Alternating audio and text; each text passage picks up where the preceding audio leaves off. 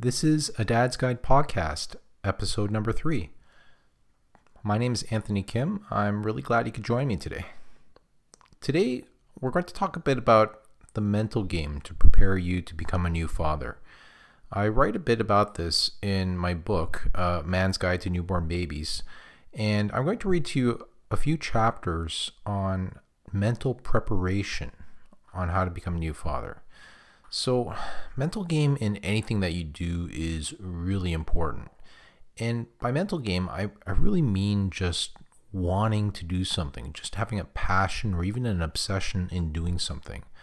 So, think some area of your life, like sport or your job or your business, where when you have a positive mental attitude and like a no-quit attitude, something that you really want to do well, that thing ends up being done really well. The same is the case for new fatherhood. So if you approach new fatherhood as a task that you want to do joyfully and gratefully, and you want to do it really well, just that attitude alone is going to make you really want to do it very well. So these few chapters kind of go over how to get that positive mental attitude, how to develop that sense of gratitude, and just figuring out how paying the price for being a new father can be a really joyful and very rewarding experience. So I'm going to read 3 chapters from my book, and I hope you enjoy. The first chapter is called Adopt a Positive Mental Attitude.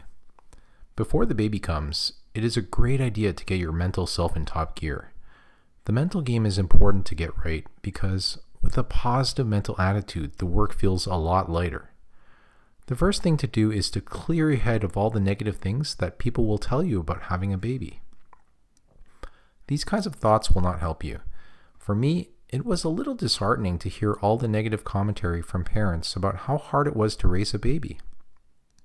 When we were telling everyone about my wife's pregnancy, among the congratulations came the dire warnings from guys.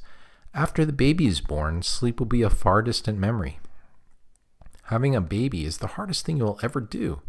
Oh, the diapers, so many diapers, and this guy devolved into unmanly sobbing into hands. This sort of talk dominated as we approached our due date. It was like some men couldn't say anything positive about having a newborn baby. I understand that everyone was just trying to get us prepared for what would undoubtedly be a lot of hard work and responsibility, but it was a downer to be hearing this stuff all the time. Everyone was so focused on how bad the sleep deprivation was.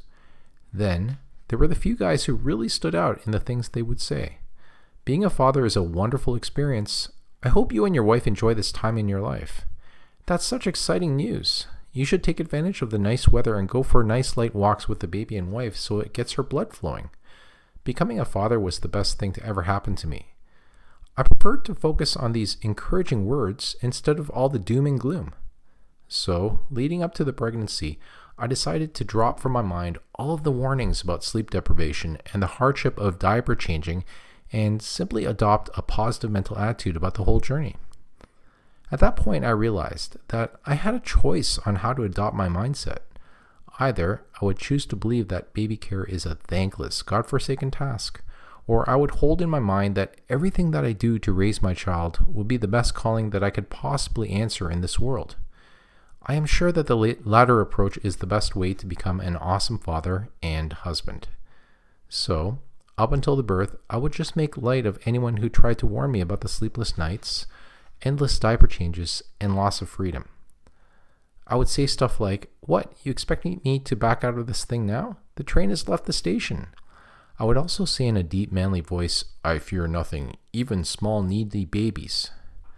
I am sure that everyone who is warning us about all the work that a baby entails has the best intentions, but negative comments were really not helpful. I think that the most helpful thing to say to a new parent is, all the hard work is a joy to do in order to have the most excellent and rewarding experience of your life being a parent. The next chapter is called Feel a Deep Sense of Gratitude. It is an incredible coincidence that your baby even exists. Think of all the things that led to this pivotal moment in human history, the birth of your baby. You and your wife had to meet, fall in love, and do something to create a baby. You and your wife had to separately evade disease and disaster to make it to reproductive age. You and your wife's parents each had to meet, fall in love, do something to make a baby, and evade disease and disaster to get to reproductive age. Every generation before you had to make it to adulthood and raise weakling babies in the presence of really insane stuff like bubonic plague, medieval warfare, drought, famine, and saber-toothed tigers. Man had to evolve from primitive apes. Apes had to evolve from even more primitive life forms. Deoxyribonucleic acid somehow had to order itself from the primordial ooze. Earth had to develop the correct chemistry to develop primordial ooze. The solar system had to create the symphony of planets and moons at exactly the right orbits for Earth to become a candidate for life. Stars had to form complex elements inside their core to support life's eventual complexity. The Big Bang had to be just hot enough and expand just fast enough to create stars with the potential to form complex elements. Probably even more improbable stuff had to happen before the Big Bang for that event to occur. The fact that your baby exists is a colossal, mind-blowingly amazing miracle. Everything had to go right for a very long time for your baby to happen. At a less cosmic scale, it is a very lucky thing to be able to have a child. Many people in this world are infertile due to congenital defects, lifestyle choices, disease burden, and other unfortunate circumstances. Many people find it difficult to find a partner with whom they can form a bond strong enough to pursue parenthood. I know that I had my own challenges in meeting someone who I wanted to marry and have children with, so I ended up looking for the right girl for a long time. I am thankful every day for being able to have a child. I keep an electronic journal in Word where I write down 3 things that I am grateful for at the start of every day. Having a family is always on that list. Gratitude is like a titanium shield. It protects you from all that life throws at you. It can even convert bad stuff into something positive, kind of like bad stuff alchemy.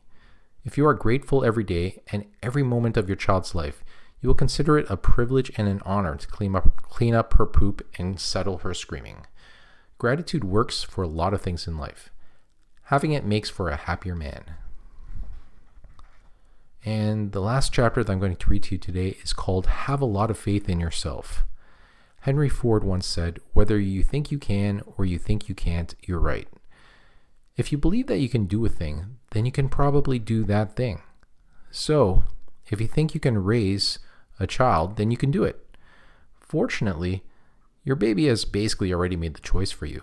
The baby is on its way, and you have no option but to be the best damn dad you can be. It is exceedingly possible to raise a healthy child. Some perspective on this.